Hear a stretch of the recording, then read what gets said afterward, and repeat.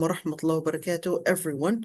Inshallah, today we're going to be continuing. Let's just first review some of the things that we had done yesterday in order for us to kind of refresh our memory. And we basically started at قالوا يا موسى إما أن تلقي وإما أن نكون نحن الملقين. So certainly there was this challenge in that parade between Prophet Musa alayhi salam and certainly all the magicians that were trying to support the Pharaoh. And we went into a little bit of a debate, I guess, in speaking about what really was happening, like what was the psychology that was behind these words. Because according to al-Qurtubi, and which is what he supported, that they were trying to be nice, that they were trying to be respectful, when they basically had said, hey, would you want to be throwing of course, their presentation or your presentation, which one goes first? And then he said, bal alqu, but certainly you could see that other scholars, they had basically seen that that wasn't necessarily as some form of trying to be respectful, but it was just trying to show some form of fear, some form of doubting themselves. So they said, hey, would you want to do it? Should we do it? That basically may reflect some form of hesitation, some form of a doubt in themselves, because at the time you want to keep in mind that they were actually trying to team up in order to stand in the face of Prophet Musa alayhi salam, and certainly in the face of what they had heard about Prophet Musa alayhi salam. So then, قَالَ أَلْقُوا, then he had said, you throw, and that's basically to say that Prophet Musa alayhi salam had also, according to al-Farra, we talked about al-Farra just a little bit. We just said that he's a scholar of Lugha Arabiya. So, but we did talk about him way before that, and we went in details with al-Farra. But for now, we're just going to stick to at least this piece of information about Lugha Arabiya. And we said that he was saying that there is an inference, or at least a hidden statement within lisanul hal, to let us know that he was also saying that they are basically going to be challenged by Allah subhanahu wa ta'ala, and this is a threat for challenging the Lord Almighty. And that's why the other scholars, they said that that was more of a tahdeed. Tahdeed basically means a threat. And then they basically had started out throwing out their own effort of trying to bring about the delusion and the illusion that they basically wanted to impress the masses and the audience that were there. We also talked about the different qira'at for the word talaqafu, or is it tatalaqafu, or is it talqaf or tilqaf? This one, the tilqaf one, that one's a shadh qira'ah. But we did talk about this website, which is a pretty cool website. It's nquran.com, that gives you the different qira'at that you can turn to in order to help you see those qira'at.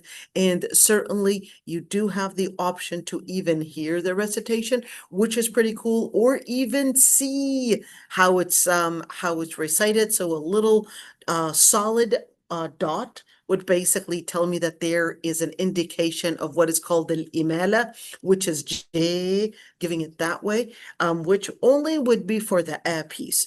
All right, and this is a solid white, solid red dot right there. And certainly you could see all the different comparisons and how they would read it. So not necessarily that big of a difference from all the other qira'at, but at least we get to see this one in particular. And certainly sometimes also omitting the hamza, just like in Warsh, they would omit the hamza, and instead of mu'minun, mu'minun, take out the hamza. So, and we also said for the qira'at that it is either one, a different dialect, and sometimes it's actually a completely different word in a different dialect, given in a different dialect to give an enhanced meaning or an increase in a certain detail. And certainly, regardless, it is either part of what was narrated, and we use the word mutawatir, and we said the word mutawatir means that it's a group of narrators, i.e. the Sahaba, passing it on to a group of tabi'in, which is the second generation that had seen the Sahaba, and so forth until it basically reached us. That's what is called mutawatir. Now, there are some qira'at that are mutawatir, usually fitting within the 7 variant recitations. All right, there are other qira'at that are not mutawatir, meaning that the chain of transmission was not within the chain of the seven transmissions, or at least the chain of the transmissions that fall under the group, passing it on to another group, and so forth till it reaches us. So therefore, it would be considered shadha. Shadha, not to mean an aberration, but to basically mean it is distinct from the other qira'at that, or the other variant recitations that basically are transmitted based on the group paradigm that I discussed earlier. Okay, so just keep that one in mind. And that's the same thing that qira'ah shadha, which basically is, we're just going to use now you understand that if I say qira'ah shadha, that would basically mean a variant recitation that is not under the paradigm of a group, transmitting it to a group and another group, and so forth till it reaches the Prophet ﷺ. So that's the same thing with the word talaqqam, which basically comes as a different qira'ah, variant recitation, but it is not one of those mutawatir recitation that we talked about earlier. All right, the other part, which is, this is where we left off at. فَوَقَعَ الْحَقُّ وَبَطَلَ مَا كَانُوا يَعْمَلُونَ. And the word وَقَعَ, وَقَعَ means to fall, but certainly this isn't necessarily talking about something falling per se. So this is metaphorical, and certainly within this context, it would basically mean that it had become the one to be dominant. So think of it as it is dominant. فَوَقَعَ الْحَقُّ, it became dominant, but in Lugha Arabiya we use the word وَقَعَ.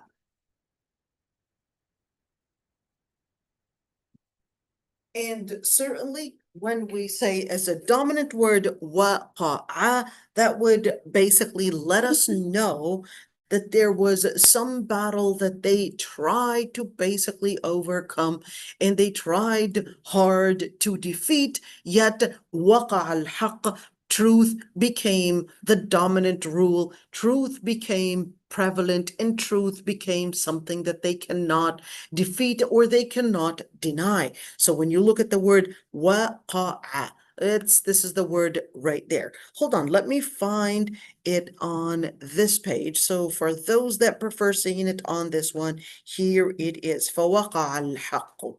And certainly some might actually think وَقَعَ الْحَقُّ means the truth was defeated. That's not Arabic. All right. فَوَقَعَ الْحَقُّ actually means truth became the dominant one. وَبَطَلَ مَا كَانُوا يَعْمَلُونَ. And certainly all the deviant things, or in all the illusion, basically was void. Everything was ended right instantly. وَانْقَلَبُوا فَغُلِبُوا هُنَالِكَ وَانْقَلَبُوا صَاغِرِينَ. And then certainly, to explain the word فَوَقَعَ, to make sure that there was no confusion, it basically came in to say فَغُلِبُوا, and they were defeated.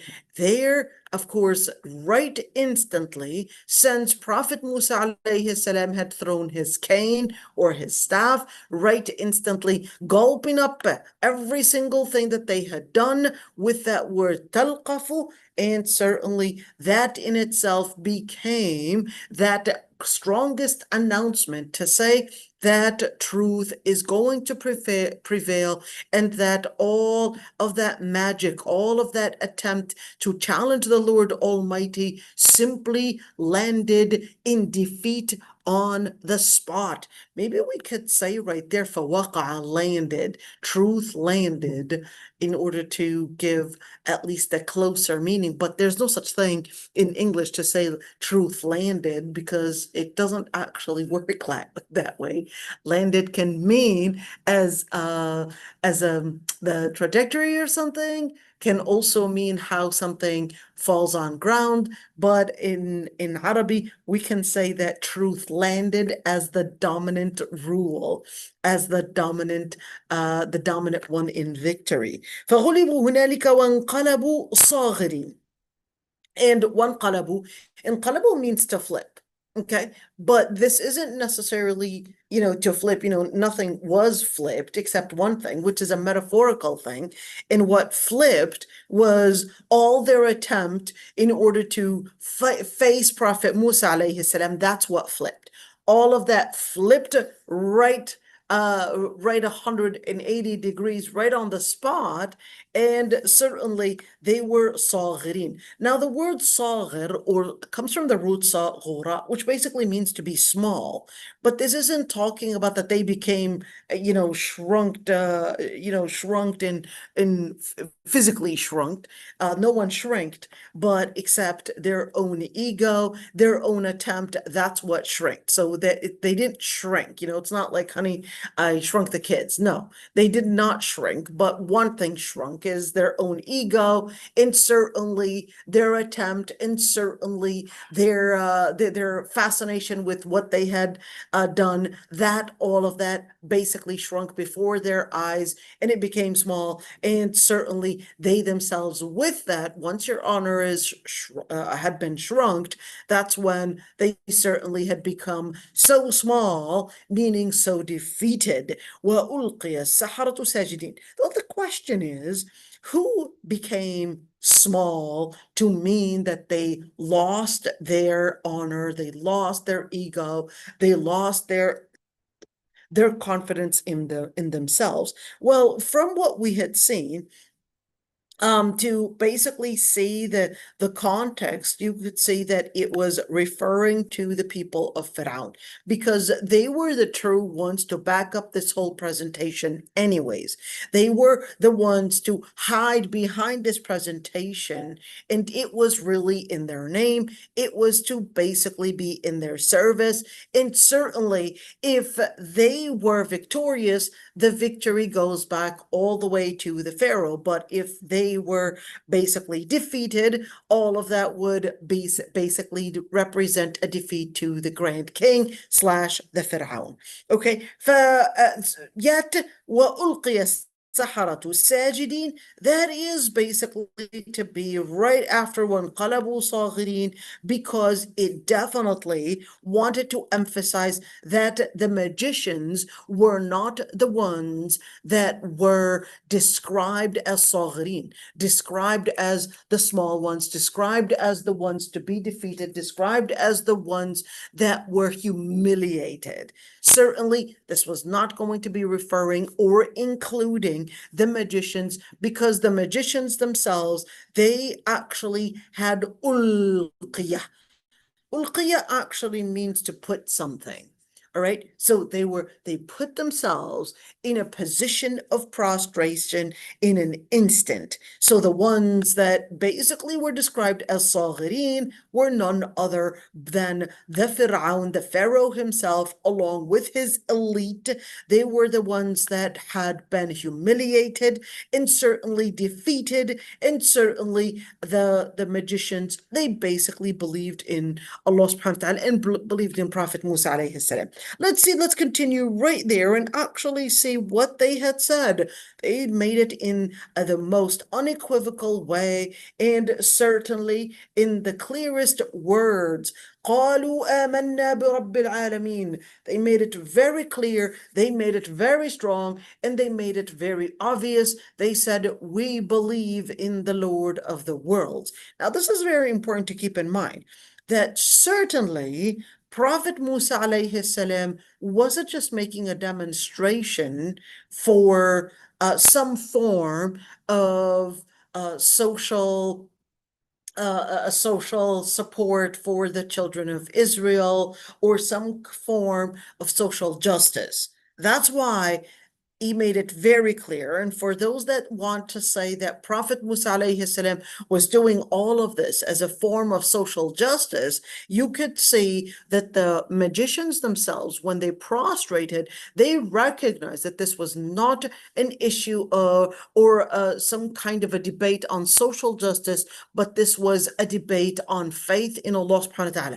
And this is extremely important because many times I used to see, especially on college campuses or people wanting to do da'wah, especially the younger generation, a lot of times they would get confused in what exactly they're supposed to be standing for. I mean, okay, it's really good. Sometimes it's a way to lay out those hijabs. It's really nice. It had been very, very successful on a hijab day to lay out those hijabs and let those ladies come in and actually try it out and see, you get a hands-on, and rather than having this fear, and we'll have all these pamphlets on Islam to make sure that they also take out that fear to get closer to Islam, whether take out that fear from hijab or whether it's to get closer to talk about Islam, ask questions, etc. Very, very successful tabling and event that was always something that we used to do. It was very successful. We would have shahadas as well, so very successful. But at the same time,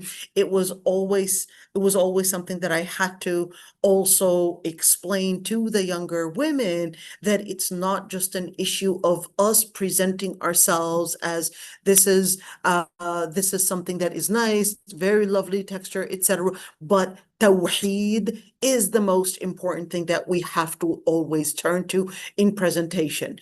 And many times we can get carried away and just talk about social justice or talk about, for example, the Muslim culture and how we may treat our family, how we get married and all of that, and forget that Tawheed is the most important thing. And when you see قالوا آمنا برب العالمين, the Pharaoh and certainly the magicians, they understood that the key presentation, that the key idea that Prophet Musa alayhi salam was wanting to demonstrate and support was none other but Tawheed. Keep this one in mind. It was Tawheed. That's the key thing. Many times we can get so carried away in just focusing on presenting a culture and not Tawheed. Certainly, those defeated magicians, they understood that Prophet Musa alayhi salam's key presentation was actually to announce that Allah subhanahu wa ta'ala was basically the one to back up all this effort in Iman. Rabbi Musa wa Harun, they recognized that what are they really supporting? Rabbi Musa. Oh no. Hold on, everybody. Sorry about that.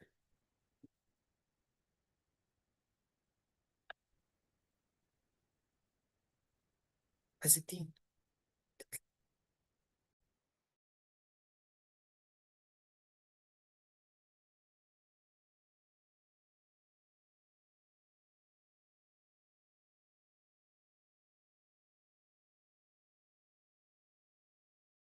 All right, Assalamu alaikum, everybody. Sorry about that. Okay. قال فرعون آمنتم به قبل أن آذن لكم إن هذا لمكر مكرتموه في المدينة لتخرجوا منها أهلها. Certainly, Fir'aun was not impressed whatsoever because he considered, well, this is going to be an announcement for my defeat, and that they were supposed to be basically paid by him, and considered that, wait a minute, this was supposed to be in support of me. And certainly Fir'aun basically had come to announce that this is not acceptable. That's basically inkarun minhu alayhim. He definitely was feeling that this is on the spot, looking like nothing but a defeat on his behalf. And a defeat, basically, an announcement of his defeat right before his eyes. And certainly the Pharaoh said, "Amantum bihi qabla an adhana lakum." Did you believe in him before I had given you the permission? Forgot to mention one thing in the word Rabbi Musa wa Harun, the Lord of Musa and Harun. Okay, who's Musa and who's Harun? So Musa ibn Imran, Harun is supposed to be basically his half-brother. Harun is even older than Prophet Musa alayhi salam. Even though he's older, just recognize, I know sometimes if you're an older sibling, it kind of makes you feel that you're the dominant one, you're the supreme one, etc. But Prophet Harun alayhi salam recognized that Allah subhanahu wa ta'ala had given Prophet Musa alayhi salam the higher position, and therefore, even despite that, Musa alayhi salam, speaking of siblings, Musa alayhi salam, when he was asked to face the Pharaoh, Musa alayhi salam did recognize that he did not have some of the potentials that Harun had, but then he had asked at that time if Harun can be the person to speak instead of him.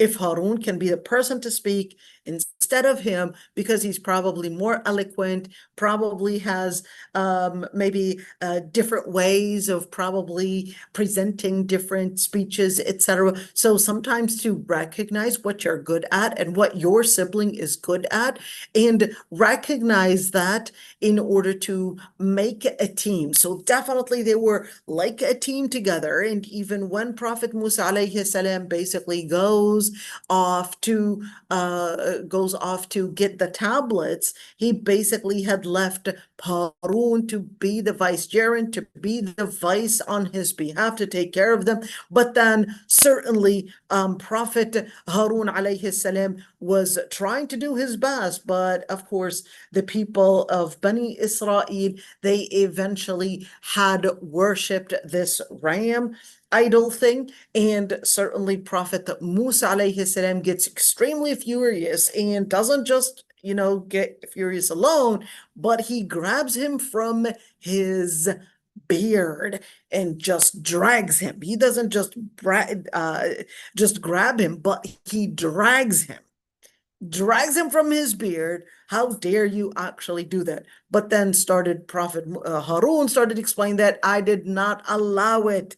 They just didn't listen. They would not obey. And I was afraid if I were to get too tough and too violent on them, that I might actually cause a division, which you worked hard to bring about the unity. I was afraid that I might divide them if I were to go even harder and more solid on them. So he basically tried to explain himself to him, but I wanted to focus that camera a little bit on how Prophet Musa dragged his older brother, from his beard.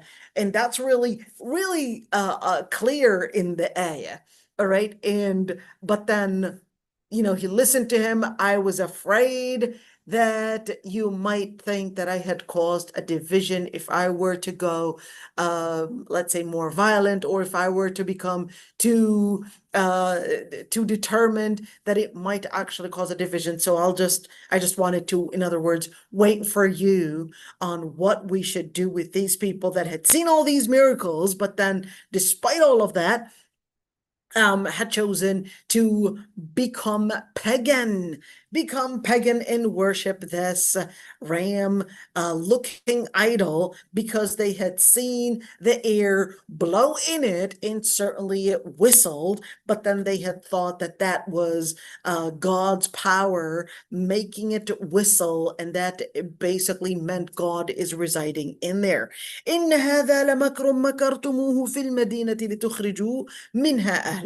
Certainly the Pharaoh did not get impressed, was not happy at all, and he said, did you believe in him before I had given you the permission? And certainly he wanted to make sure that he still won at least the public opinion. So again, he's still looking for the public opinion because he recognizes that public opinion could actually mean still basically his power being in place, but then he still wanted to use a different method to win the public opinion. And he said, إِنَّ هَذَا لَمَكْرٌ مَكَرْتُمُوهُ. It is nothing but a plot you both had worked out together. So when he was talking about a plot, he didn't want to basically submit that he was defeated. So he considered that no, it's both of you that actually worked it out, and you are basically trying to defeat my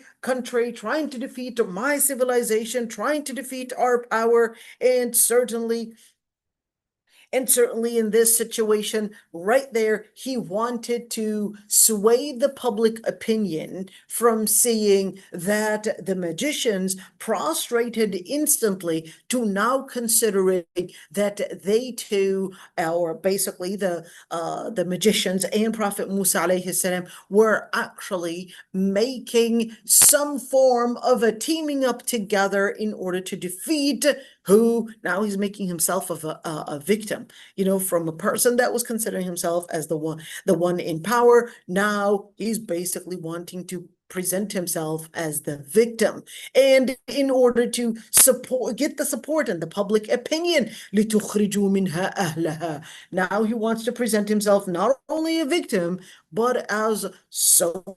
patriotic, and that he was basically in defense of the public, in defense of the masses. لِتُخْرِجُوا مِنْهَا أَهْلَهَا. Now he wanted to present himself as the person that wanted to support the people's civilization, the people's rights, and so he wanted to present himself like he was in their service. Not in whose service? In the public service. And certainly that's why he said لِتُخْرِجُوا مِنْهَا أَهْلَهَا. You just wanted to take out and divide the people, and you wanted to basically get its people out of it in order to what? And فَسَوْفَ تَعْلَمُونَ. And then he uses another tactic, which is فَسَوْفَ تَعْلَمُونَ, to basically say that he is going to be preparing another way of trying to defeat Musa alayhi salam. And the word فَسَوْفَ تَعْلَمُونَ is a word of threat. Let's see what al-Qurtubi said. Al-Qurtubi said right there, meaning that there was a plot between you in order to take over Egypt. But here's a question. Is this talking about Egypt, the map that we see today, drawn by Sykes-Picot? Or is this basically, Egypt meaning a specific land? The word Misr can mean a specific city in a specific area, okay? And can also mean Misr, depending on certainly the conjugation of it, or not the conjugation, but we're speaking about the part of speech of it, and it can mean this the country Egypt, not what was drawn by Sykes-Picot, but what was at least known to being that within the perimeter of Egypt. Egypt did grow and expand and sometimes even go smaller, but this would more be in the specific area surrounding the area of where the kingdom, the Pharaoh's kingdom basically had controlled. So this isn't talking about Egypt, what you see on the map right there looking like a part square. No, this is part of Egypt. Egypt expanded and sometimes shrunk depending on the political situation, but certainly in the Middle East, Egypt is basically the biggest country. It's 100 million, but that doesn't mean that everything that is basically speaking about Egypt in the different ayat is necessarily speaking about that particular Egypt. Egypt used to be a lot more stretch out, and sometimes it would be, like I said, smaller. Okay, let's see. So what did he want to say? لِتَسْتَوْلُوا عَلَى مِصْرَ. That he considered that this is really in an attempt to take over Egypt, and in other words, he considered it as some form of an intelligent way and some form of an hidden intelligence that they were trying to do in order to control the city, take over, create a coup basically over Egypt. And certainly he said this is basically before let's see, كان هذا منكم في مدينة مصر قبل أن تبرزوا إلى هذه الصحراء.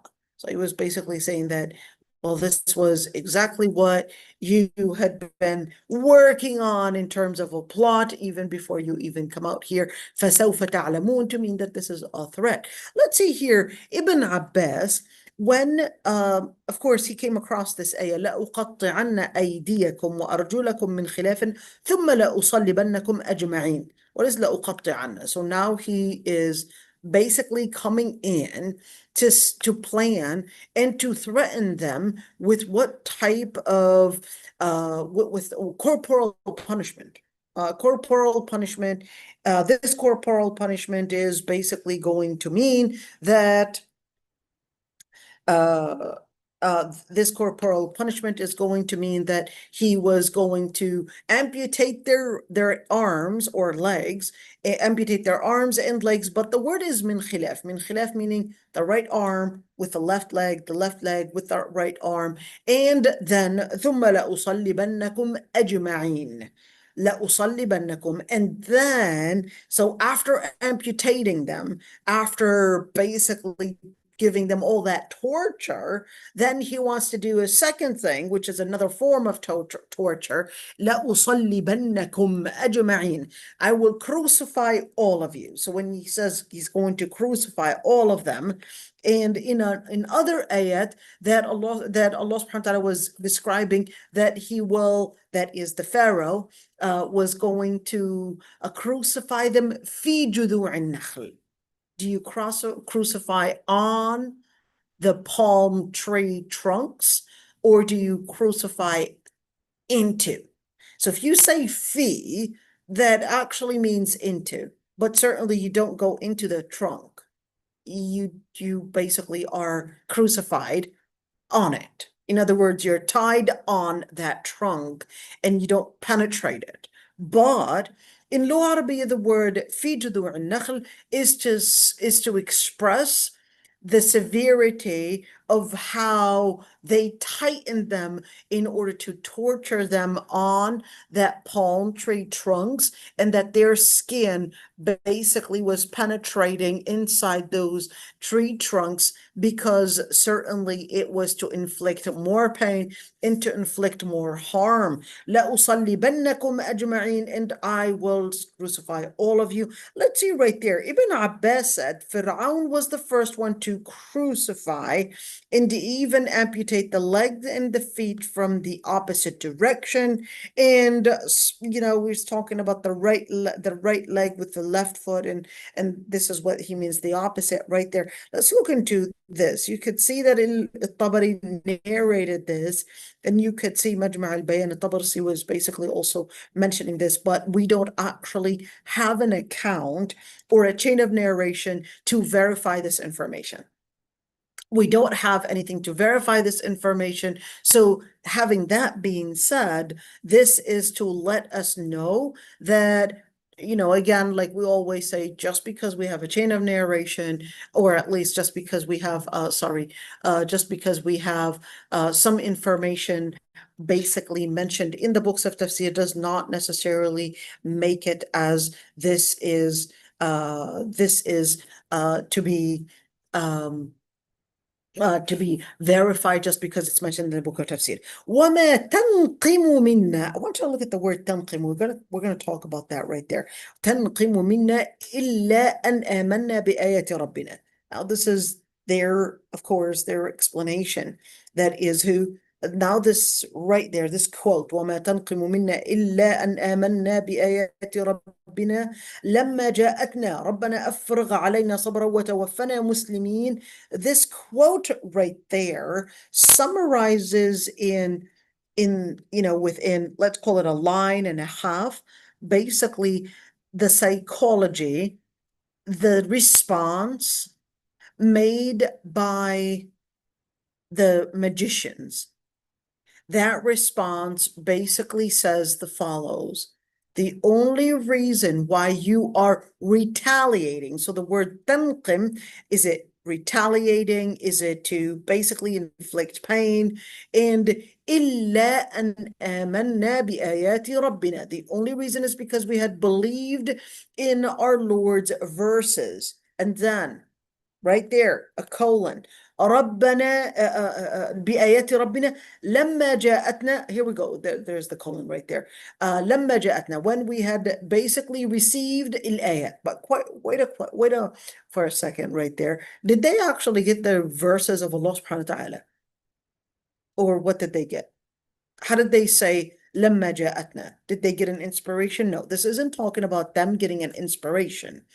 Them seeing whether the miracle and knowing that the miracle is supposed to carry one message, which is to worship Allah subhanahu wa ta'ala. That's the whole object of that miracle. The miracle is not presented to fascinate you alone. It's not there to just give you some form of an awe feeling and a fascination. No, the miracle was to present the power of Allah subhanahu wa ta'ala to being basically what backs up this miracle that they can see within their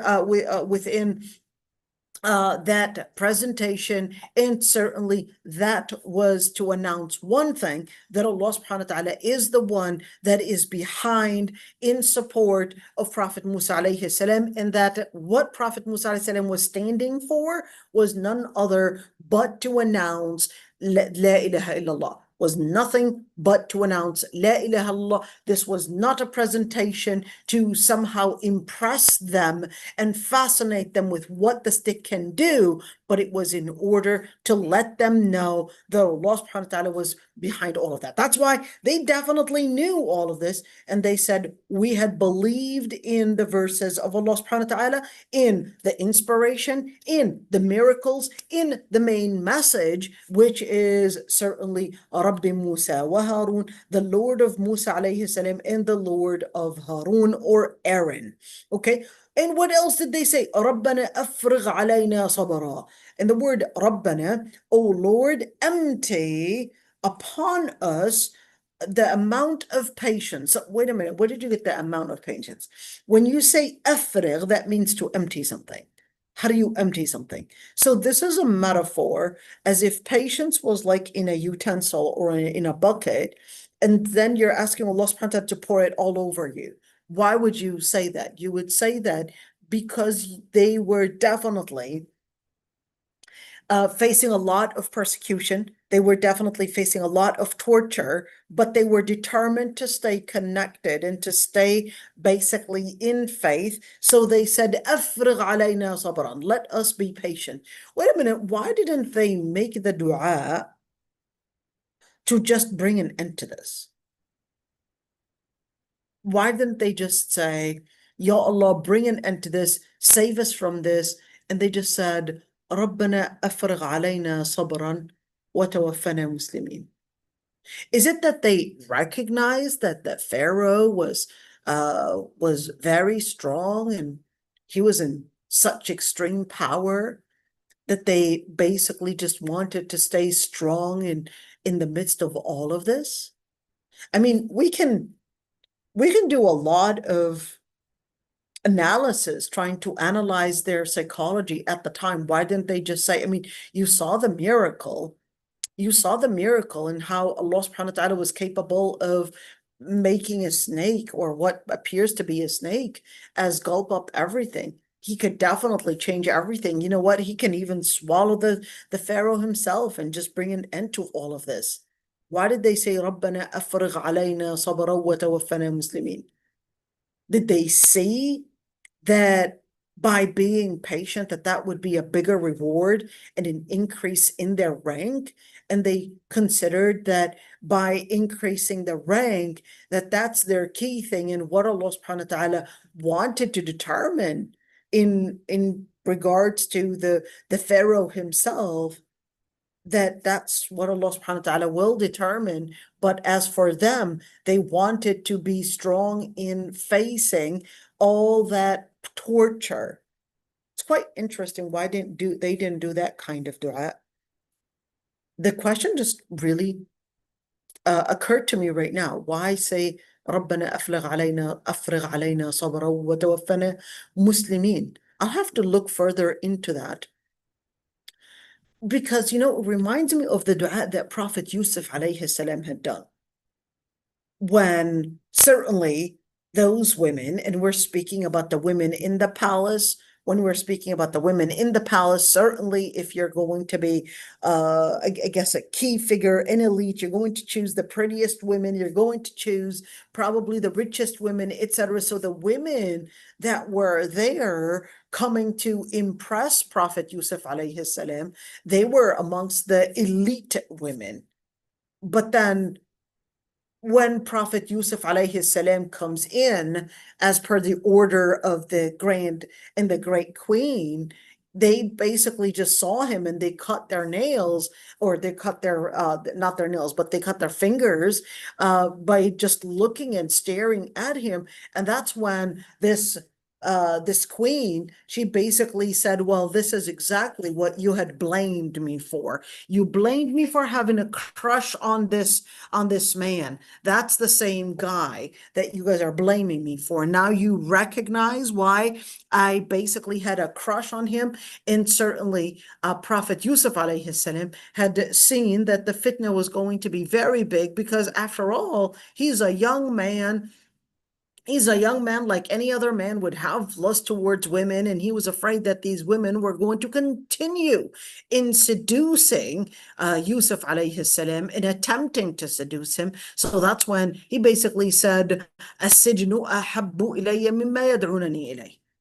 Being in prison or imprisonment and jail is better for me than what they're inviting me to do. So definitely that wasn't the only thing that they were inviting him to do, which is, when he had come to be in basically service of that queen. But clearly they were seducing him all the time. They were running after him. And certainly we know the story of Zulaykha, when she had attempted, closed up the doors and everything, attempted to seduce him right there, but then he refused and ran out of that room, because he basically had لولا أن رأى برهان ربه, because he had seen basically Allah subhanahu wa ta'ala's miracles. Allah subhanahu wa ta'ala has given him discipline, all of that.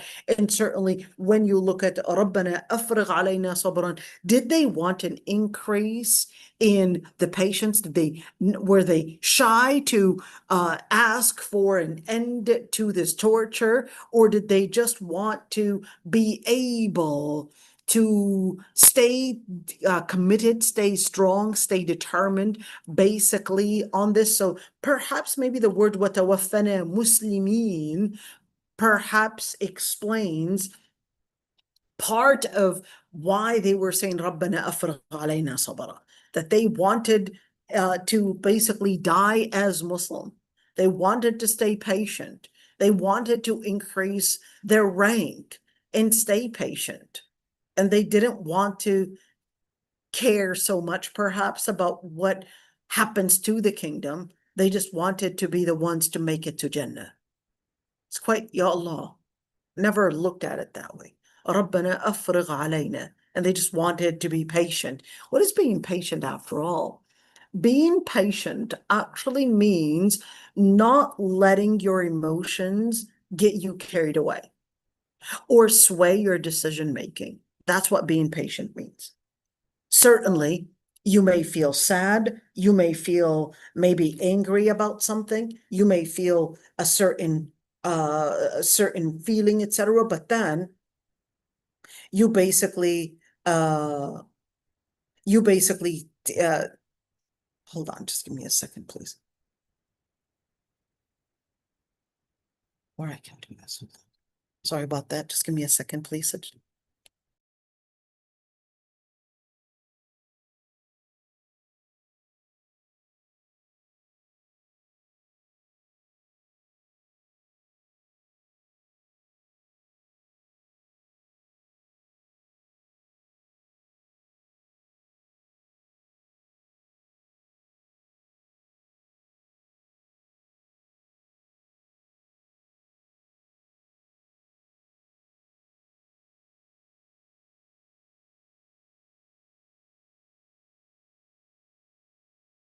All right, sorry about that. وَمَا تَنْقِمُ مِنَّا إِلَّا أَنْ آمَنَّا بِآيَاتِ رَبِّنَا.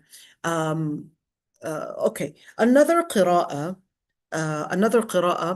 وَمَا تَنْقِمُ مِنَّا إِلَّا أَنْ آمَنَّا بِآيَاتِ رَبِّنَا. I know I kind of lost the chain of thought for a second right there.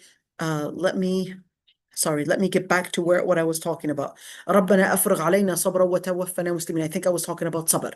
Okay, to speak about sabr, like I said, it is to basically control your emotions, to not sway your decision making, to control your emotions from getting carried away with your decision, with your position, with whatever you know is right. So that's sabr. So if a person gets sabr, they're basically right there wanting to contain all their emotions, because at that moment you want to remember that if any of them were to break and somehow claim that, yeah, I'm here coming in and testifying. Yes, this was a plot. Yes, this was all something that we had done in secret. That's exactly what the Pharaoh just wanted, at least one to come out and somehow make a false claim that this was a plot that was in the favor of, in order to testify in any shape or form in the favor of the Pharaoh. But then, of course, certainly the king himself, at that moment, at that moment he was using all the force of torture in order to get anything out of them in his favor. And subhanallah, at that moment when they said "أفرغ علينا صبرا," that also would reflect psychology of amount of pain that they were basically facing. Okay. And of course, the pain, our level of endurance differs from one person to another. We know that as a fact. Person A, you can have maybe, an amount of pain, let's say touching your body, but then person A might rate it at, a 10 and plus, but someone else might say, I can handle even more and put it at a scale of 5. All right. And it differs from one person to another. Is it because of nerves? Is it, for a number of different reasons? But at the same time, we're not just talking about physical pain, but we're also talking about psychological pain as well.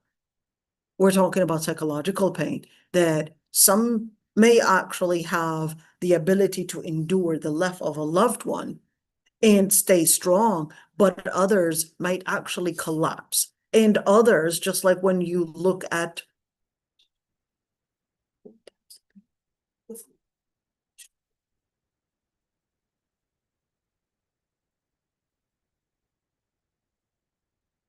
just put it.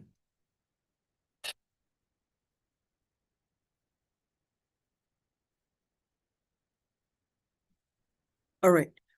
So like we said, the amount of pain that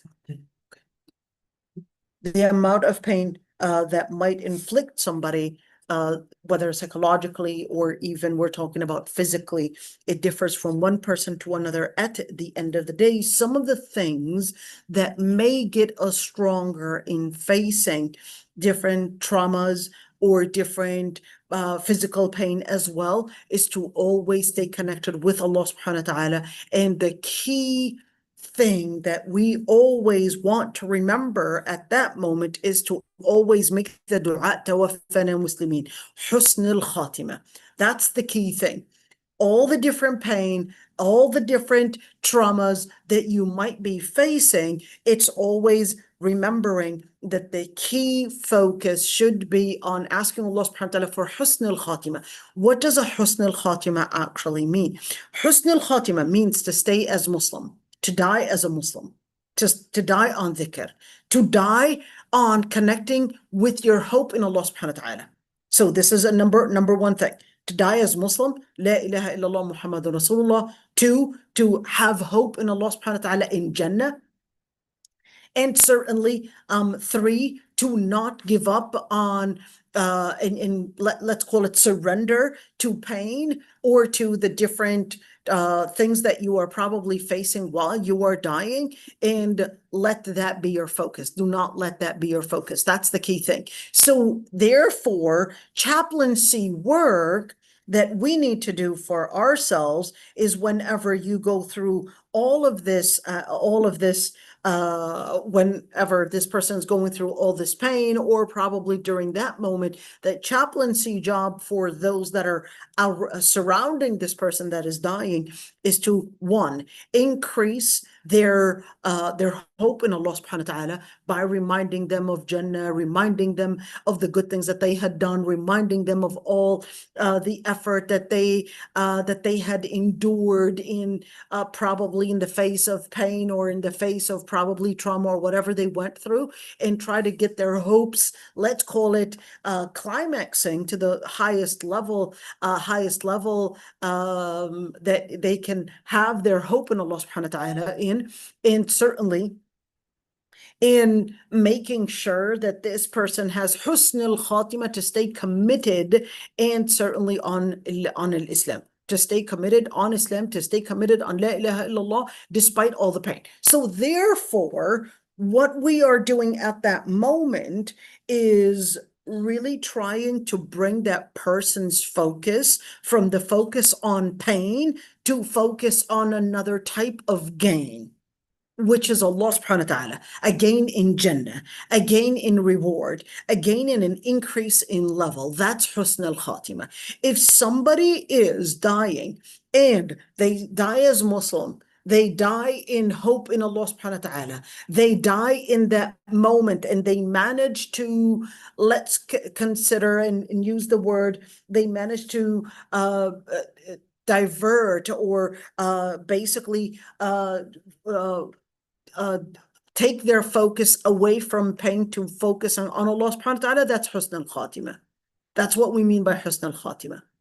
The other husn al-khatima is that the person, whether it's a shaheed or whether it's the person basically dying in amal salih, that's also husn al-khatima. What would be a su' al-khatima? Dying while they're doing a ma'siyah, while they're doing a sin. That's su' khatima. While they were overdosing on drugs or probably zina. And subhanAllah, there were cases where we had seen people dying while they were in the state of zina, or dying in the state of overdose, or probably dying while they were playing cards, got a heart attack while they were playing cards or anything like that. That's basically dying on ma'asiyah. That's not husn khatimah. Or probably dying because they had basically drunk, they got overdose on drinking, etc. That's not husn khatimah. That's su' khatimah. So whether dying on ma'asiyah, nasallahu al-afwa al-afiyah, or dying away from tawheed, away from Allah subhanahu wa ta'ala, or whether it's dying while they're in a state of saying that they're afraid, they're just thinking about the pain, they're losing hope because they had done all these bad things, etc. That's su' khatimah. That's not husn al-khatimah. So نسأل الله سبحانه وتعالى العفو والعافية on that one. ربنا أفرغ علينا صبرا وتوفنا مسلمين. They recognize that having husn al-khatima is basically their key hope, their key dua. Well, let's see right there. وَمَا تَنْقِمُ مِنَّا, just different qira'at right there.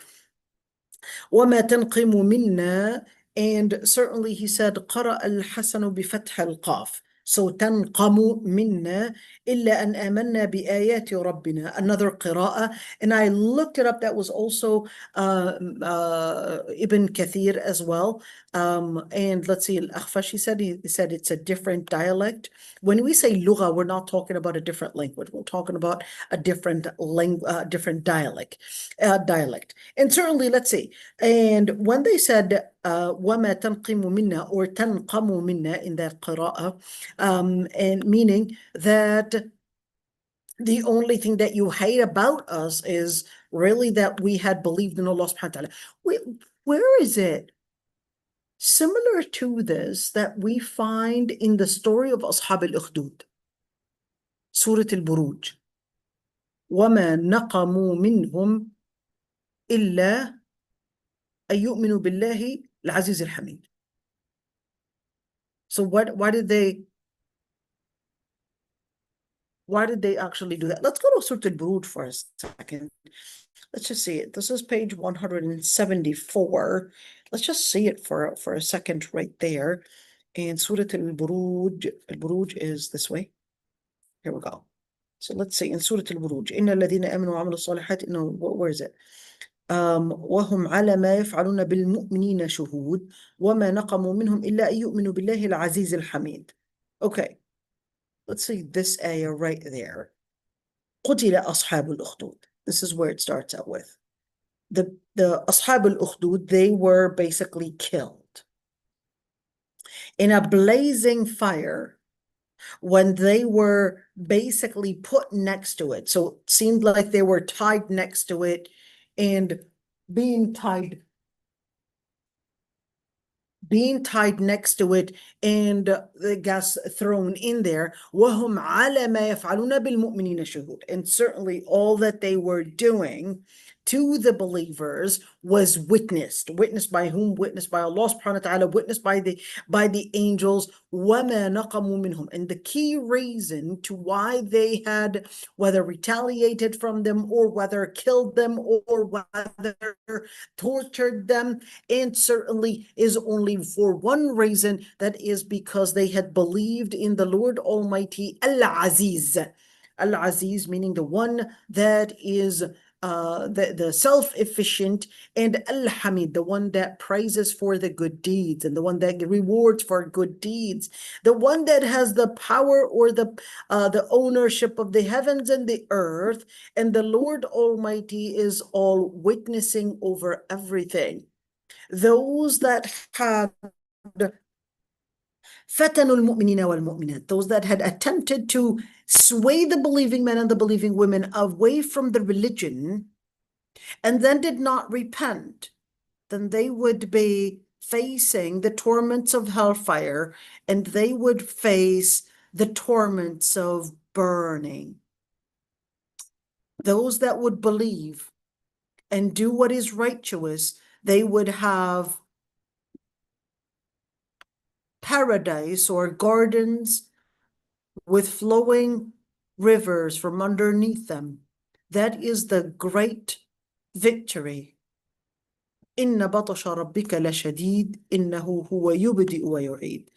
Surely your Lord Almighty's power is magnificent, for he brings in return, and he is capable of recreating, and he is the most forgiving and the most wadud. Wadud is basically the most affectionate. What do we get out of this?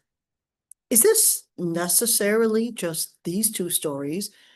But this is actually a key thing to let us know that the key reason why Islam is targeted is basically for one thing, which is إِلَّا أَن يُؤْمِنُوا بِاللَّهِ الْعَزِيزِ الْحَمِيدِ. That's the key thing. It's basically because of the word Allahu Akbar. It's basically because of their commitment to the deen. In other words, the stronger that commitment, expect an opposition that basically goes in parallel and in an opposition based on the commitment that you are putting in. So if you're truly committed to Allah subhanahu wa ta'ala, you will see the media, you will see politics, you will see even more basically putting the effort to take and strip away that commitment from you. In other words, certainly it's not just some form of an economical race here, but no, the economical race sees within it that there is a centricity around Allah subhanahu wa ta'ala. They would definitely see that. And when you see, and when you talk about perhaps maybe culture, etc., this isn't talking about culture alone, but this is talking about everything that supports, whether it's within the culture, within the social justice, within the economical, I guess, system, that anything that supports basically the path of Allah subhanahu wa ta'ala, that's what they would be targeting. This is what they would be targeting. So when you're talking about targeting Islam and Muslims, it's not just targeting your brown skin or targeting your country or targeting that. No, all the Muslims are going to be targeted for the same exact reason, which is considering that they may make a union to basically defeat, you want to call them Baal, you want to call them Satan, you want to call them the supporters of all the secular system, etc., all of that. That's basically right there to let us know that this story does not begin then and end then, but the story begins then and it continues even during our time today. So when Allah subhanahu wa ta'ala lets us know of the story, basically, whether Ashab al-Ukhdud, or whether we were talking about Prophet Musa alayhi salam, or whether we're speaking about Prophet Nuh and Prophet Lut alayhi salam, it was always coming to their final decision to either expel, to torture, to bring about physical or even corporal punishment, etc., until they give up on the path of Allah subhanahu wa ta'ala and embrace their way of life. So that's to let us basically learn all of that, that at the end, that for a believer, think of it as, and remember the magicians when they said, رَبَّنَا أَفْرِغْ عَلَيْنَا صَبْرًا وَتَوَفَّنَا مُسْلِمِينَ. Do not be skeptical. Do not weaken and stay basically asking Allah subhanahu wa ta'ala to give you and pour that amount of patience and keep you steadfast on Islam. Let's see right there. And he said, رَبَّنَا أَفْرِغْ عَلَيْنَا صَبْرًا. He said, الْإِفْرَاغ هُوَ الصَّبْ اصببه علينا عند القطع والصلب. Ya Allah. What a harsh word, man. Okay, so what does it mean? Empty all the patience when we are amputated or when we're crucified. Just imagine. They're already going through pain due to the amputation that was done. And definitely their wounds didn't heal yet. So then they would tie them on those palm tree barks. Just imagine, those, for sure, that, those pieces and the palm trees, they basically would go into layers, and those layers would penetrate through their skin. So they're, Ya Allah, I'm a person that really feels pain and easily feels pain whenever there's pain. I have a very strong feeling in anything that would basically, even if it's, what do they call that? On the clothes, like on the clothes, that those, what do they call that? The tag, the tag on the clothes. You would see all my clothes basically having a hole at the back on that neck area, because I would always cut those tags. I cannot handle it. And Even subhanAllah, scaring and rob, and you don't know what will happen. absolutely, نفسيا. absolutely. Just imagine the physical torture. Imagine the psychological state because at that moment they do recognize if they would just surrender, the Pharaoh was going to give them everything that they wanted. He was going to give them status. He was going to give them all that money and all of that. So you're looking at what a fitna right there. But they had chosen, no, we just want Allah subhanahu wa ta'ala to give us that patience.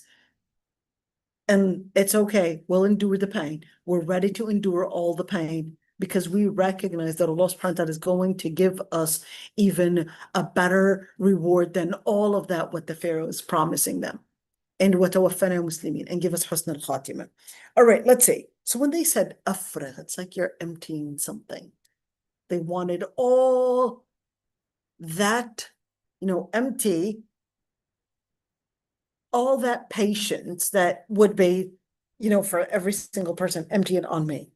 That's the amount of patience that I need at that moment. Okay, let's see. توفنا مسلمين. It was said, I want you to look at this passive voice right there. إن فرعون أخذ السحرة وقطعهم على شاطئ النهر. It was said that the Pharaoh had basically taken the magicians and then amputated them at the shores, basically, of the river. We're talking about the Nile River. And he said, and that there were إنه آمن بموسى عند إيمان السحرة 600,000.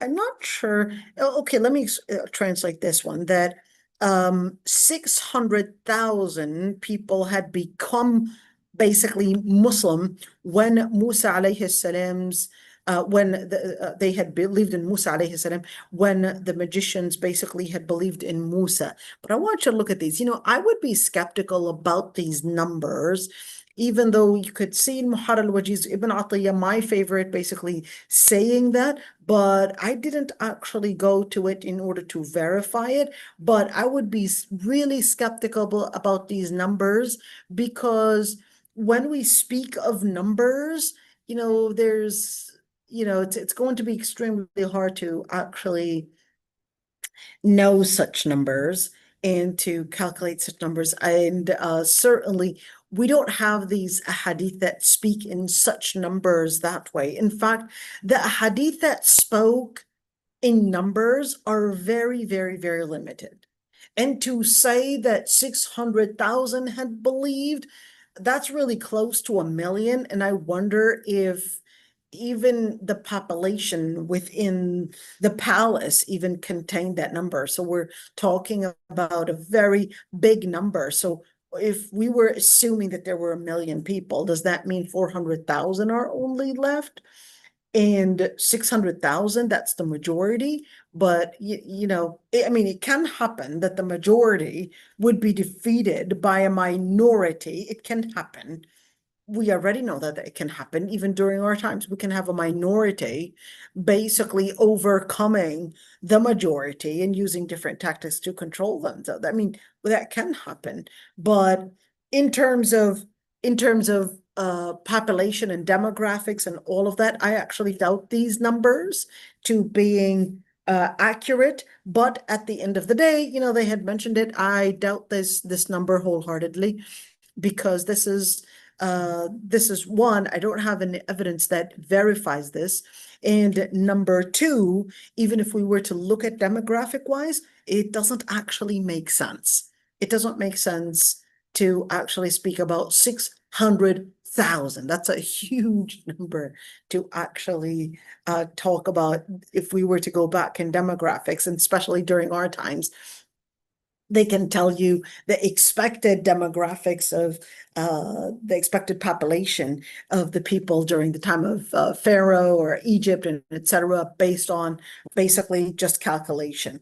Okay, let's see. قال الملأ من قوم فرعون أتذر موسى. Okay, now we're speaking. Okay, now we're actually getting a couple stances here. Let's look at it. The stance of the magicians and the stance of the Pharaoh, basically the Pharaoh stance. And now we're getting a new stance right there. قال الملأ من قوم فرعون. Okay, now it's the elite that has their say, and let's see what the elite wants to say. We're talking about the elite, whether we're speaking about political position or whether military position or scientific or whatever it is. And certainly in this situation, they basically had attempted to support the pharaoh. Why did they want to support the pharaoh anyways? Because they would be the ones to benefit. The ones that are benefiting are the ones that are going to support the system that they're benefiting from. So definitely they wanted to do something else. أتذر موسى وقومه ليفسدوا في الأرض ويذرك وآلهتك قال سنقتل أبناءهم ونستحيي نساءهم وإنا فوقهم قاهرون. Let's take it bit by bit, because if we take all of this all together, there's a lot of information. Let's see. So the elite from basically the Pharaoh's side, they said, quote, are you going to let Musa and his followers, his qawm basically means his followers, his people, to cause destruction on earth and to abandon you and your gods? Okay, so that's one quote. So what did they say? What are they doing here? Let's see what they were doing. The first thing is that they were worried about the population, the division, and definitely saying that Prophet Musa alayhi salam's followers were growing in number day by day. And certainly that was their key worry. They did not want this number to basically grow, because their numbers growing was actually going to also mean that their power growing weaker and weaker. That's what it means. Because when you're talking about a kingdom or a palace basically depends on the population and the resources. The most important resource in this situation is that, one, you're talking about the resource of people. The population itself is a resource. And number two, certainly we're also speaking about Bani Israel being as the laborers. So we are losing laborers, even if you're a company, by getting basically all those laborers resign and leave, and right now stand in opposition and basically refusing orders. That basically means that the company is right now standing idle and not capable of moving forward with its production. And certainly when we're speaking about a palace, it's different than a company, because when we're speaking about a palace, we're talking about all the different things that at one point that supported this palace in order to glorify basically the king. They were seeing it right before their eyes that was going to basically be ending if they continue getting more and more followers supporting Prophet Musa alayhi salam. So that's why they said لِيُفْسِدُوا فِي الْأَرْضِ. I want to look at this narrative for a bit. The economical narrative was always there, even during the time of the Prophet ﷺ. The main reason why they did not believe in the Prophet ﷺ was because they considered that if Mecca ceases to be the economical source, or that the religion itself, which is paganism at the time, was actually seen as what brings prosperity to that area, because the land itself depended on all the different goods that were coming in, whether from the Levant, Bilad Sham, or whether from Yemen, or whether from Oman. That's what Mecca depended on. If any of those areas were to stop bringing in the goods, then the people of Mecca would not survive, because the land is not fertile enough to bring about any source of life. The land is not fertile enough. So they fully depended on رحلة الشتاء والصيف, on all of this trade that basically was happening. And they considered that by seeing the Prophet ﷺ make da'wah, they considered that that would mean a shift in what brought economical prosperity to then they had seen it as, well, this is going to bring about a defeat in our economy, and certainly we're going to be paying the price, and we're not going to be capable of surviving. So they decided to go against the Prophet ﷺ because they had considered that that was going to bring an economical defeat, and therefore they had to put in all their effort to make sure that the Prophet ﷺ does not end the religious tourism that was bringing in that prosperity to the site. That wasn't just it. Same thing if you're looking at all these different economical systems. The first thing that they're concerned about is really their own companies, their own wealth increasing, even if that was at the expense of people's healthcare, of people's basically prosperity. No, they were only concerned really about their own money growing. Whether you called that system Republican, Democratic, you called it Parliament, you called it communist, you can consider it, you can use all those names. At the end of the day, is that it is nothing but a system that is a Jahili system trying to feed basically the pockets of those that are the elite, the ones that are benefiting, and certainly not the poor ones, and not the ones that are struggling, and not the ones that are the working class, but it's basically to feed the upper class. And that's why you could say that they recognized and certainly had seen that when they had believed, they considered that that was going to bring in some form of a corruption within their economical system, their political system. And then the key reason, they said, وَيَذَرَكَ وَآلِهَتَكَ. If they're not going to be believing in their God or in their culture, that means they're not going to be in service to it anymore. The Egyptian or the ancient pharaohs, their centricity, and even if you look at the pyramids were really all about this type of religion that was to glorify the pharaoh, to glorify basically that system. And it was nothing but a system of jahiliyyah. It was nothing but a system that was dependent on injustice, nothing but a system that depended on glorifying the pharaoh as the god. That's what it was centered around.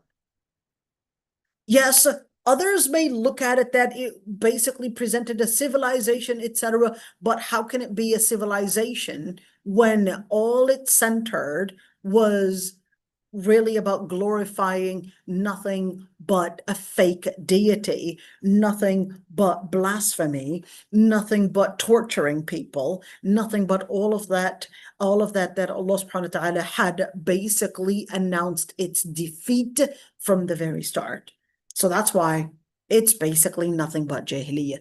And any system that stands on the same thing, which is whether we're speaking about glorifying a particular figure, that figure meant a singer, that figure meant a star, an actor, that figure meant some kind of a king or some kind of a pseudo king or whatever system it is. And whether we're speaking about a system or whether we're speaking about a figure, at the end of the day, it's really the same thing. So now you could see that they were then worried about the system and also worried about the key figure that basically was resembled in the pharaoh himself.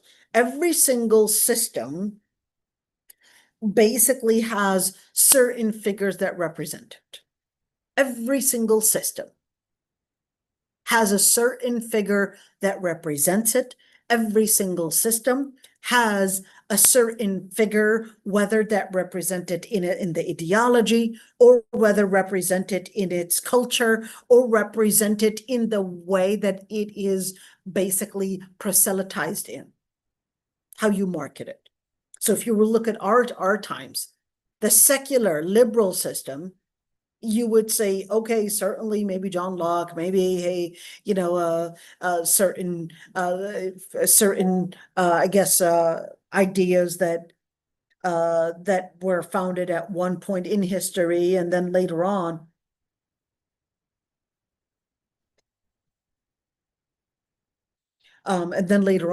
certainly those ideas became resembled by certain figures. These figures, they would be whether putting out the plan to make the system happen, or the constitution to make it happen, or the ways to apply it and implement it to be what people would recognize as the way to live life in, or whether we're speaking about figures that present it in the way they dress, the way they talk, the social media, the influencers, all of that basically backs up the system without us realizing. It backs up a certain system. We cannot detach it from this system. And that's why one of the most dangerous systems that during our times we're living in is basically postmodernism. I do have a couple videos on just postmodernism. Postmodernism is the modern kufr. Modern kufr is postmodernism. If you do not recognize postmodernism, then without you realizing, you're going to be a consumer of it. Postmodernism is supposed to be taught in Aqidah classes whenever we speak of Aqidah. Why? Because it's the modern culture that basically infiltrates our minds, infiltrates our culture. And right now we're seeing many Muslims bringing in a postmodern Islam without them realizing.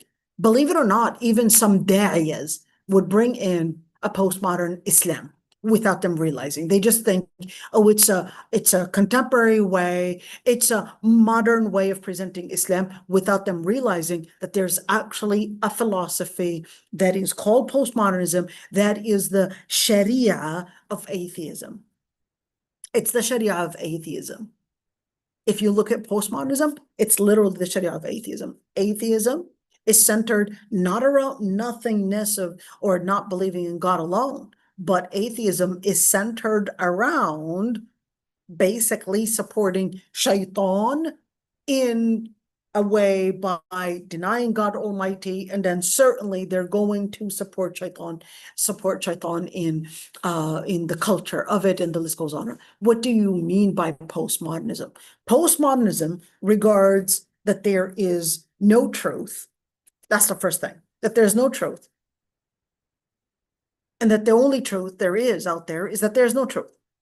No truth to any morality, world just matter in motion. And therefore, there's no such thing as trying to search for absolute truth. And the second you stand up as a Muslim to say, well, here's the truth, that's the second that they would stand right in front of you and start accusing you of not being inclusive and standing in a way to reject others and being judgmental and all of that. And then you're afraid, oh no, I don't want to appear judgmental. And then you start using this political correctness type of rhetoric in order to appear like you're updated and that you're so kind to everyone, etc. But then that doesn't mean that you need to give up on your faith. And we would say, even da'iyas, when it comes, for example, speaking about hijab, speaking about Islam, and speaking about anything about Islam, oh, it's a matter of choice, meaning that not that there is a reference, that it's actually what is mandated. Oh, it's a matter of choice and orientation. It's just a choice.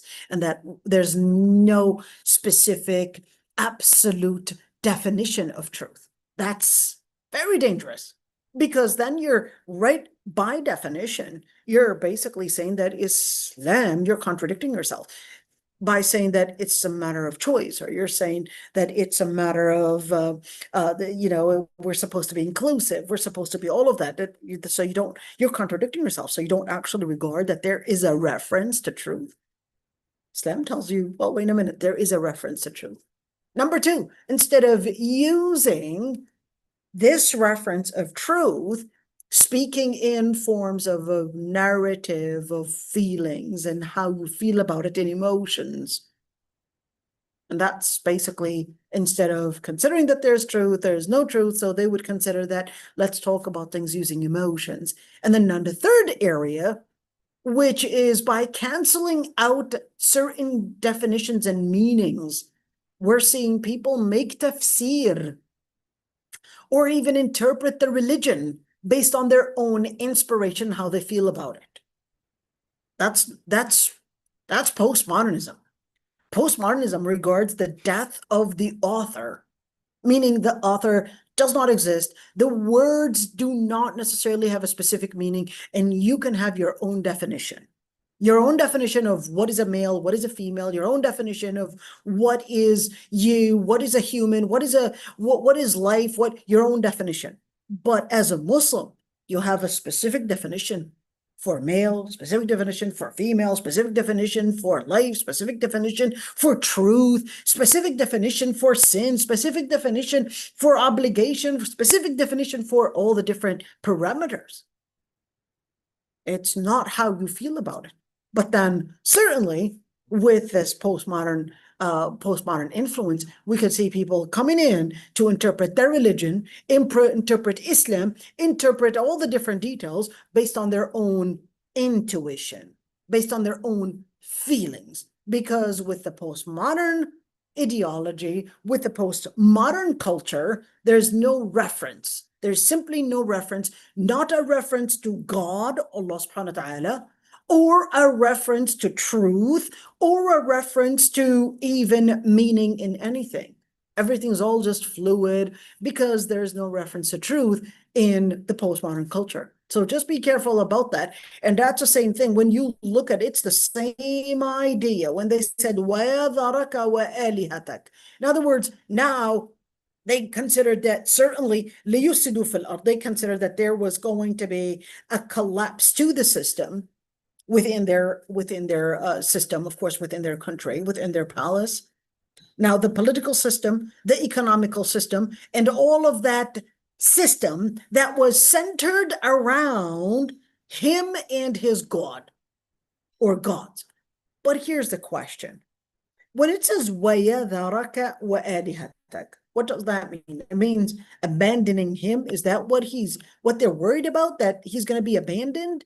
Or what does that mean? That the system was centered around what he represented, and certainly all of that religious representation that it was standing on. And it was founded on, basically. But here's a question. What was the Pharaoh worshiping? Was he actually the God, according to them? Or was he worshiping other gods? Let's see right there. Il-Hassan said that Pharaoh used to worship idols, and that he used to worship and also got worshipped as well. Sulaiman al-Taymi, he said that the Pharaoh used to worship cows. And that here's Like another, Indian. he asked a question, was he worshiping anything? What was he worshiping? And then certainly right there, that he was worshiping something, and that he would have something like a necklace that was around his neck. But here's one thing. Indeed, the Pharaoh, from what we know in the in all that the ancient Egyptian writings, is that he was worshiping other gods. They did believe in other gods. That's one thing. But he himself represented God.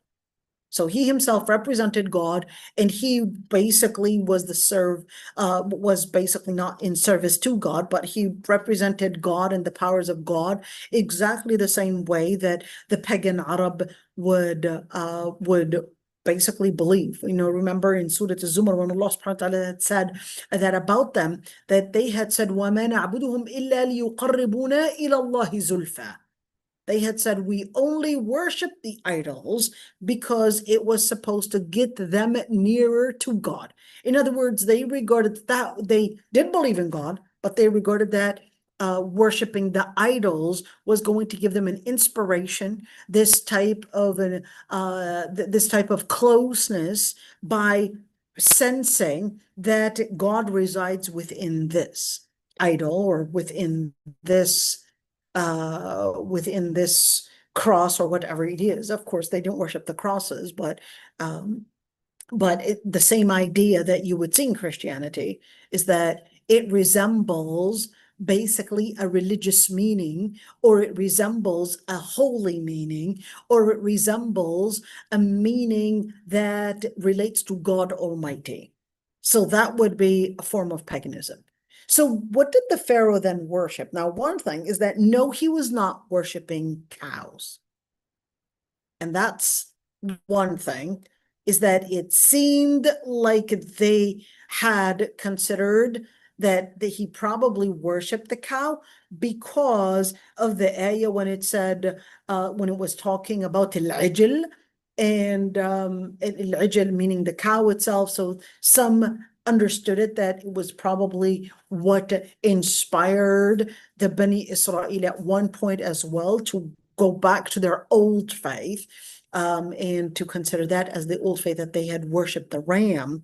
But from what we had seen in the different ancient writings in Egypt, he was not worshiping cows. He regarded himself as God, and he also had his own belief system that was not necessarily worshiping cows.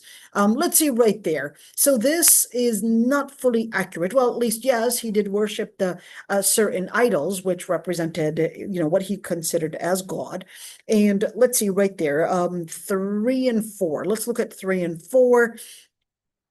And certainly this is talking to us about a manuscript in number 4, Ibn Abi Hatim fi tafsirihi, but really not verified.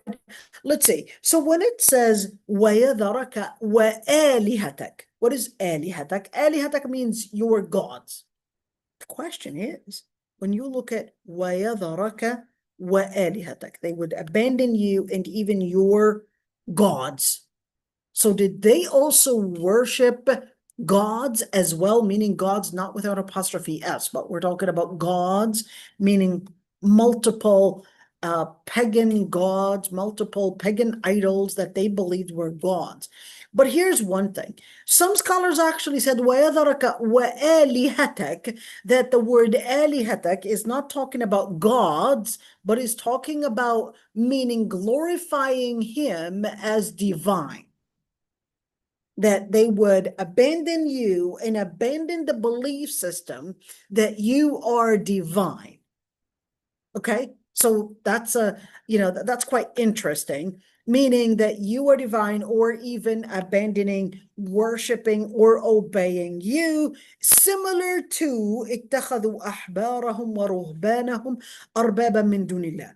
Similar to the ayah that they had taken the word is ahbar. Ahbar means basically the rabbi or a scholar, and ruhbanahum would mean they're monks, as arbaba. What is arbaba? The root is rab, meaning that they were taking them as lords outside of Allah subhanahu wa ta'ala. Okay, but the Christians and the Jews, they don't worship the rabbis and the monks.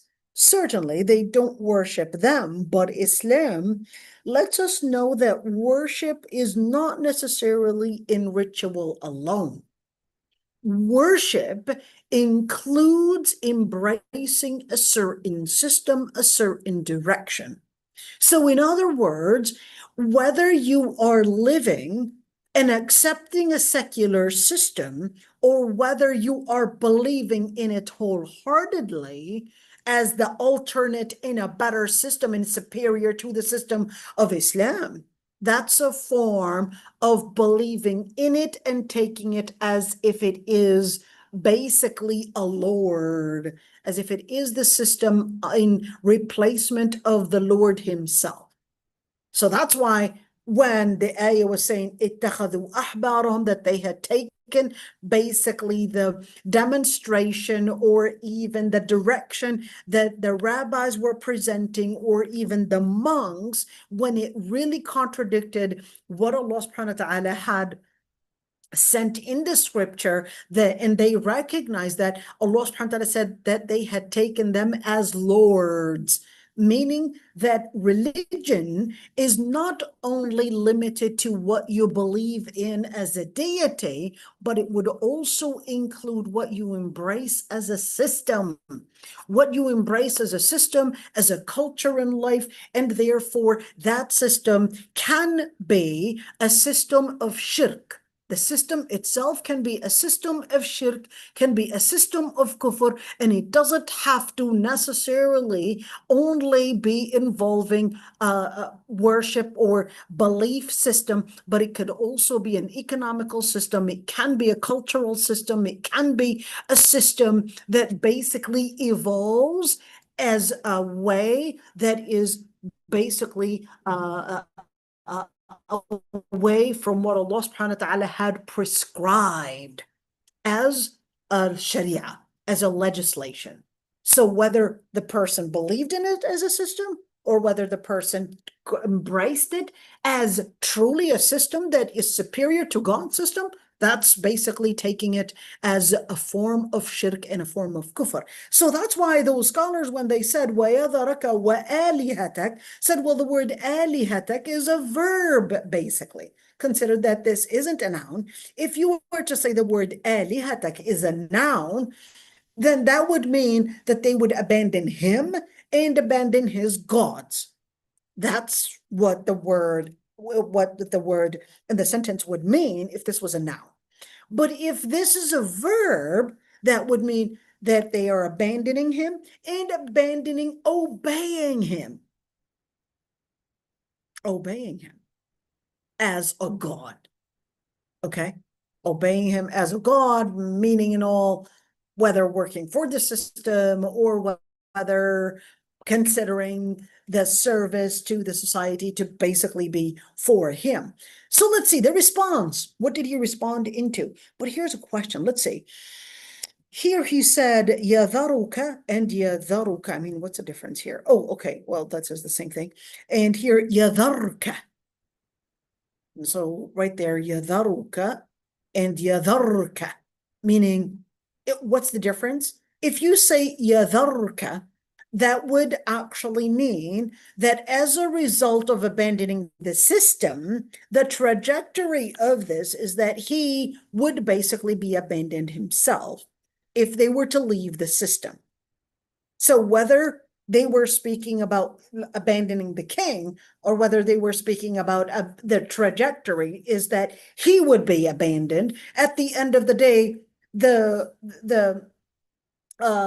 consequence is going to be the same, which they are warning of, is that this would mean the collapse of the system that the Pharaoh was basically based on. So what did he do? Let's see right there. قَرَأَ أَنَسْ بْنُ مَالِكٍ وَنَذَرُكَ. Nadaruka, I mean, it would mean the same thing right there. So they would basically say, أخبروا عن أنفسهم أنهم يتركون عبادته إن ترك موسى حيا. Oh, okay, that's a different thing. Okay, so what were they saying? That the elite were basically then threatening, if you let Musa continue in his system and in his way, now that is these elite, now they're threatening the Pharaoh to abandon him and even abandon worshiping him or abandoning his gods if he did not do anything about Musa alayhi salam. So that's a different interpretation and different qira'ah. Let's see here. Ali ibn Abi Talib, this is actually وَإِلَهَتَكَ. Looking at the قراءات المتواترة, the various recitations that basically have that mutawatir, meaning, remember when we said the transmission is group upon a group upon a group, this was not one of those. Okay, this was an aberration, meaning that it doesn't have that chain of narration. That's a group chain of narration, but there is another qira'ah, ilahatak, but like I said, it is not mutawatir. Okay, let's see, meaning what? Ibadatak. Now you could see that they, in that other qira'ah as well, that it was actually, let's say that it was a verb in this qira'ah as well.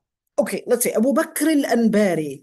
Al-Anbari, where's he from? He's going to be from Iraq. Let's see. And he said, whoever had embraced this variant recitation, they basically had also said, well, Fir'aun himself actually said, Ana Rabbukum al-A'la, as in Surah al-Nazi'at. And then he also, well, number one in English translation, that he had said, I am your grand Lord. And he also said, I do not know any other God but myself. That's what he said, as in Surah Al-Qasas, ayah 38. And therefore, he had basically said, in denying that there was any other God. So therefore, the elite were basically saying, well, we're going to abandon you and even worshiping you if you are defeated in front of Musa, because then we're not going to worship you anymore, because we're not going to be benefiting anymore, because you're not going to be getting all that service in coming to you, and therefore this is going to be the end of the system, and therefore end of our maslaha or benefit in relationship to you. Let's see. The majority actually read it, the majority meaning the majority of the Qur'an, alihatak. Should we actually go there? We're going to go for those qira'at in just a bit. Let's see. And he said that the Pharaoh had claimed to being God in what was apparent, and he knew that that he was worshipped, basically.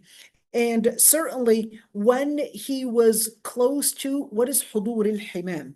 Himam meaning while he was dying.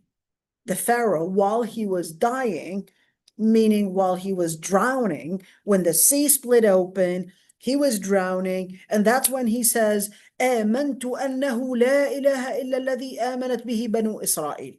That's when he announces, I had believed that there's no God but the God that the children of Israel had believed in. But certainly Allah subhanahu wa ta'ala did not accept that from him, because he basically reached that moment while he was dying. So if a person believes while they are dying, while on their deathbed, sorry, but that's too late. But should we do the chaplaincy work and trying to get them into Iman while they're dying? Definitely do it. Even the Prophet ﷺ had done it. And there was a Jewish boy who was dying. His father basically calls on the Prophet ﷺ to come over. And then the Prophet ﷺ tells him to say La ilaha illallah. But then the boy says, well, I mean, clearly he wasn't a boy, meaning underage, but I guess he was maybe 13, 14 or within that age. So he was definitely within the age of accountability. And that's why the Prophet ﷺ would tell him, say La ilaha illallah. But then the boy was asking his father, should I obey him? And he said, yes, أطع أبا القاسم. He tells him, yes, obey Abul Qasim. And then he says, أشهد أن لا إله إلا الله وأشهد محمد رسول الله. And he basically dies on that faith, basically on Islam, on Tawheed. Okay, now here's one thing. You could see that when a person is dying, we still have to do that da'wah even while they're dying, but the rest is left really on Allah subhanahu wa ta'ala. So was it before that the soul reached the final place, which is when it reaches basically al-gharghara? Al-gharghara does not necessarily mean that it reached the throat, but there's a point when a person is dying that all that mucus would pile up, basically accumulate in the lung area, and you would hear this sound of that mucus piling up in the mucus in the lung area. Okay, all that congested, basically, you would hear all that congestion. And even if you had attempted to remove the mucus, that would just really add on to the pain and the suffering. And it's not going to prolong their life. It's basically the process of dying. Okay, now here's one thing. When a person reaches that stage of gharghara, gharghara means to gargle, but this isn't talking about somebody gargling and spitting out, but this is talking about the time when all their lungs had congested with all that mucus. And in other words, they had seen right now what other people cannot see. And that's the stage of al-gharghara. That's when the doors of repentance are basically closed. And then therefore, what the Pharaoh had said right there, Allah subhanahu wa ta'ala tells him, now it's too late. Now this isn't accepted, and this will not work to bring you basically that salvation. Okay, let's see. In another قراءة تذر موسى وقومه ليفسدوا في الأرض وقد تركوك أن يعبدوك. Even though that's not a mutawatir qira'ah, but let's see what it says. وَقَدْ تَرَكُوكَ. Then they had abandoned you in worship. Are you going to leave them? And they had abandoned you. I'm going to just end right there. Okay, that's a lot. So, I'll stop right here, and we'll continue inshallah tomorrow. There's really a lot more to say, because there's another thing that we need to do. We really need to hear all those qira'at as well in regards to this ayah, because was he worshipped or did they worship him? And is this a verb or is this a noun? So, we talked about it right now, but there's definitely a lot more that we need to basically learn from this ayah. So just like فَأَخْرَجَ لَهُمْ عِجْلًا جَسَدًا لَهُ خُوَارٌ, was he worshiping something else? Are we going to see that the ayat are basically letting us know what exactly he was worshiping? So that's what we're going to see inshallah tomorrow. So if there are any questions, my friends, go ahead. I know, mashallah, we got a very good turnout, and inshallah, Rabbi yahfadhkum jami'an. If there are any questions, go ahead, my friends.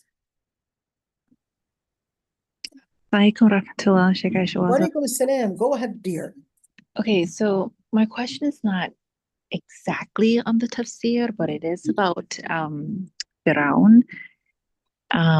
I've come across this before, but I've never been able to really fact check this. So during the time of Musa alayhi salam, did those pharaohs, were they also mummified?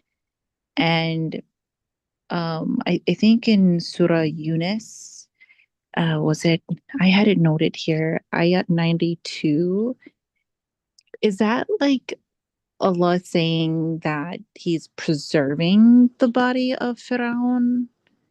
Right. There's actually a very interesting study that was actually done by Maurice Bucaille, even though he did not become Muslim, that is Maurice Bucaille. But what he did was really, he did all this study just on that mummy, and had seen what he had not seen in other mummies, which is written in his book. If I could remember this book, I think it was called, Ya Allah, hold on, let me see if I can get that book. Everyone, this study just on that. Hold on, let me see if I can get that book really quick. I know I had it in Maurice. How do you write that book, Kyle? Okay, and let's see which book that was.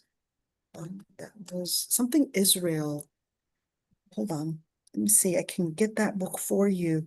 And it was talking about his findings, basically in his findings in basically dissecting. Well, he's not fully dissecting, but basically doing. I think that was it. He wrote it in French. I think that was it. Let me see. I'm just trying to show it to you. And he was, I think this is the book. Yes, this is the book. I know it's, in French here, but it is translated into English. I don't know what the translation is in English right now. It is translated into English, so hopefully we can find it. But what he was doing was that he basically did scans on the pharaoh, which, remember, there are two pharaohs. There's the pharaoh that was controlling and that was doing all the debating at one point, and then that one died, and then another pharaoh basically came to continue that particular mission and going against Prophet Musa alayhi salam, but certainly they were under the same system. And then the pharaoh that did drown in the river was different than the pharaoh that was also doing all the debating. So we're talking about two pharaohs. Okay, the pharaoh that is King Tut. Okay, that was the pharaoh that was seen. They did these scans, and that was Maurice Bucaille. Now, mind you, Maurice Bucaille himself is a surgeon, so he did these scans, and these scans had shown that his lungs were actually suffocated and collapsed, and even his ribs were basically what is the word that I could use? They were collapsed in a way, so they were really broken. And he explained that that was only found in the Quran to speak about the details, in certain details that would say that the pharaoh's body is going to be preserved as a sign for the other generations to actually see what had happened on that day for that pharaoh. So yeah, that I think this is one of them as well, that Maurice Bucaille and what he basically had said about him. There's another book, if I can find that. So if this is what you're talking about, dear. So yeah, hold on, let me see if I can. No, there was let's see right there and where he actually wrote that. I read it in one of these books. I think it was called The Last Hebrews. Am I remembering this right? Hebrews, maybe? Moses and the Pharaoh and the Hebrews in Egypt. I think this is it. I think this is it. Don't take my word for it, but I think this is it. Let me see if I can. I think the Muslims, they did a good job, but I think a lot more needs to be done in that regards. It's pretty sad that we don't have a lot of Muslims that are actually specialized. Oh, this is the book. This is the exact copy that I had. This is the book that I had. And I can't remember the exact page, but this is the book. I absolutely love this book. And this is the exact copy that I had.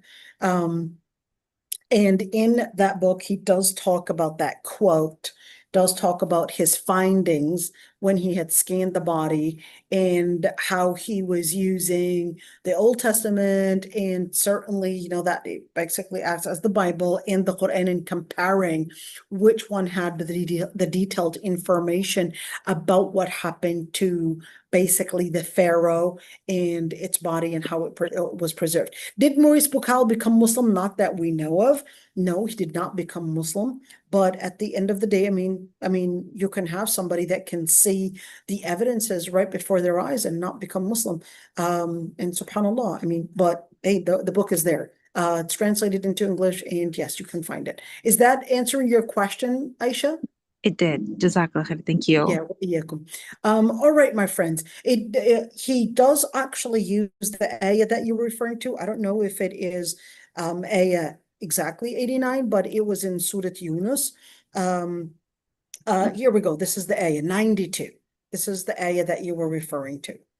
Okay, yeah. ننجيك ببدنك لتكون لمن خلفك آية وأن كثيرا من الناس عن آياتنا لغافلون. So today we will preserve your body to be a sign and a reminder for the later people, basically after you. And many people are away and swayed away, and certainly they're pacified away from our signs. So that's the ayah you were referring to. If there are any questions, my friends, go ahead.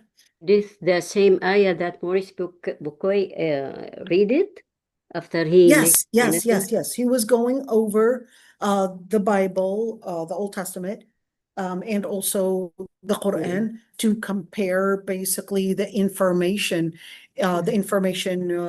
about the Pharaoh, which one's accurate, which one gave more detailed information. So basically using that comparison, that archaeological and information that was basically in the two scriptures, and comparing them to basically refer to the accuracy and what it means. What make him read it in Quran if he believe in What Bible? can you what? What make him go to Quran and read this ayah? What make him reach this ayah if He he does believe? actually mention it in his book, why he went to the Quran and the Bible, because those were the only scriptures that did talk about the Pharaoh, and he was a surgeon, and certainly as a scientist and a surgeon, and certainly when you're studying archaeology, you're using the artifacts, you're using your own imagination of what you think this would be used for, and certainly certain chemical things to basically understand. But he wanted to also get another reference, and the only references that we're talking about the Pharaoh and basically what happened to that civilization were basically these two scriptures. So he thought, you know what, let's say these references and let's add them onto our archaeological artifacts and see what we can get. So that's why he used them, not necessarily that he believed in them, but because he just wanted to compare the information that was in them. So he acts same like Pharaoh. He saw the truth and didn't follow it. He does also say literally that he did find that every single piece of that information that was written, at least on the Pharaoh, that it was actually accurate and that it contained more information. And he actually objected to a lot of what was written in the Bible, but considered that the Quran was giving the most authentic, or at least the most detailed information that basically matches what they had found in archaeology and what they had found in basically the Egypt and what they had found in the remains of the pharaohs, or at least in the pyramids. Okay. But like I said, he still didn't become Muslim. But subhanAllah, all that evidence was right before his eyes, and he was the one that was doing all that hands-on in research. And not do your shahada, man. Seriously, ya Allah. Subhanallah. Ya Allah. He worked so hard and actually got the government, the French government, to transfer basically those bodies, to get them scanned and to get them basically dissected and all of that. But then you saw that in your own eyes, and you saw, Ya Allah, on judgment. Look at the hasra that he's going to be in, the sorrow, when he had right at his fingertips all that evidence, but then chose to continue in denial. Ya Allah. Even سبحان الله إنما يخشى الله من عباده العلماء Absolutely. آية أعجزت Absolutely. العلماء. Allah al-Musta'an. Reminded me of my grandmother. My grandmother was a Catholic nun, and I don't speak fluent Spanish. I mean, I can work out a few sentences really, but I don't speak it. I can understand more than I can speak, but even with the understanding, not so fluent. So I was one time determined that I wanted to get that da'wah to my grandmother. So I would give her Bible in Spanish, and I was so fascinated with all that Zechariah and the scriptures like Deuteronomy chapter 18, verse 18 and 39, chapter in Isaiah, and all those different passages in the Bible that basically lead to giving us the sign that the Prophet ﷺ was basically prophesied in the Bible. So I would use my English copy of the Bible and would give my grandmother, and I say, okay, look at that, and see that passage, and I'm looking at that, I'm like, open this, what do you understand in this? Here's what it says. And at the end, I remember when she said, okay, your religion is true, but after all these years of being so committed to Christ, I cannot give it up at this age of 73. She was 73 years old. Said, I cannot. I had been committed all my life to Christ, and I'm not going to leave and abandon my faith at this time. And she said, and she literally said, your religion is right. Continue with practicing it, but I cannot abandon it at this age. And I cried so hard, and I'm like, so it is the truth. You had seen it in your Bible is telling you, you're still not dead. Come on, embrace Islam. Just say the Shahada. But she insisted that she did not want to, and she died as Catholic. لا حول ولا قوة. Yeah. Ya Allah, I still remember that day. I'll never forget it. When it took me like almost 4 hours. And I remember where I was sitting next to the well in my house, and and sitting together and taking it little by little. And I said, listen, if you prove to me your religion is right, I'm willing to change my religion and actually embrace it. Now you do the same thing. And she said, yeah, sure, I'll do it. And I said, okay, fair enough, let's do it. She was so excited. She was like, okay, finally I got someone to basically be willing. And subhanAllah, when I proved to her Islam was right, she still insisted that she wanted to stay Catholic. Ya Rabbi. Allah al-Musta'an. Abu Jahl. Yeah. Allah al-Musta'an. All right. Inshallah. Let's see. The sister is saying, Fir'aun's people were defeated. Who preserved his body after drowning? So the dynasty, that particular Fir'aun died, but the later dynasties did continue. Okay, so the whole system did not yet collapse. It was the beginning of that ending of that system collapsing, but it still continued. Remember, because you're talking about a whole system, you're not talking just about a person. Okay, so the system later collapsed, but the person, that particular person died, and certainly another pharaoh would to take over. So you still had, they would bring him, they would mummify him, and the system was still there to continue with this same type of kufr that they were in. So yeah, but the story doesn't end there. All right. So this is it, inshallah. If inshallah, if there are any questions, I'd be happy to answer them further, inshallah. And let's see right there, I'm just gonna